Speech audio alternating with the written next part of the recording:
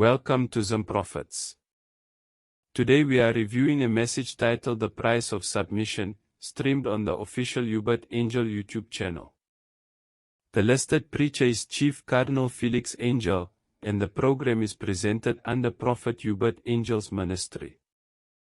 We will hear 4 brief extracts, pause after each one, and test the ideas against humility, conscience, accountability, and scripture. This is commentary, not an attack on any individual or church. Listen carefully, check the context, and make your own judgment. So submission starts by accepting your level.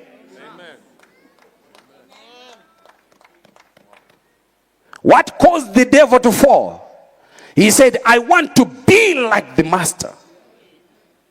He was just thinking that I want to be like him. I want to be. The central phrase here is that submission begins by accepting your level. There is a constructive interpretation. Humility requires an honest assessment of what we know, what we can do, and where we still need to learn. But humility must not become permanent inferiority. A mentor may have greater experience without possessing greater human worth. Healthy spiritual leadership equips people to mature, it does not require them to remain dependent. Respect your teachers, but remember that every teacher remains accountable to scripture, truth, and moral scrutiny. But operate like a person with no other option if you want to benefit.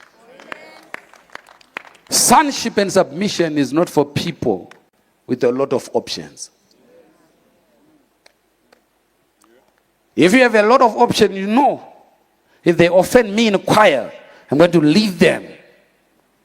But get to that point where you know. Now we reach the most difficult statement. Submission is described as unsuitable for people with many options, and the listener is encouraged to behave as though there is no other option.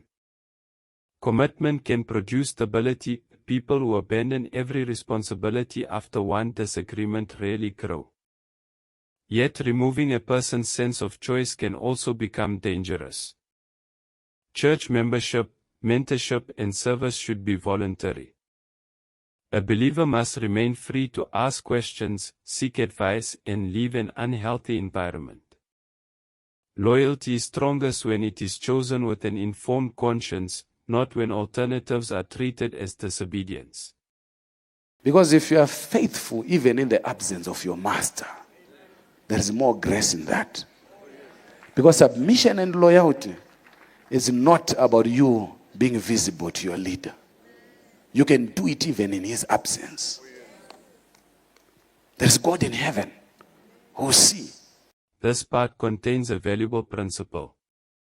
Integrity means serving faithfully even when nobody important is watching. Work done only to impress a leader is performance, not loyalty. The speaker correctly redirects attention to God, who sees what happens in private. Still, loyalty to a human leader is not identical to obedience to God. Acts chapter 5 says that believers must obey God rather than people. A trustworthy leader should welcome that distinction, because it protects both the congregation and the leader from abuse of authority. Whatsoever you are loyal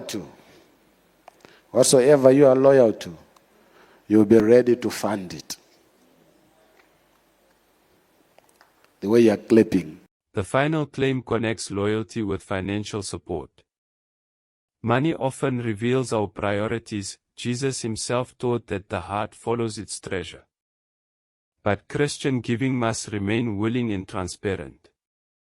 2 Corinthians chapter 9 says each person should give what they have decided, not reluctantly or under compulsion. Funding a ministry is not proof that somebody is more spiritual, and withholding money is not automatic rebellion.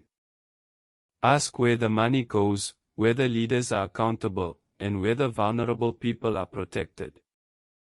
Our conclusion is balanced. Submission can mean humility, perseverance, and service, but it must never cancel conscience, questions, or freedom. Subscribe to ZimProphets for respectful, evidence-based church commentary.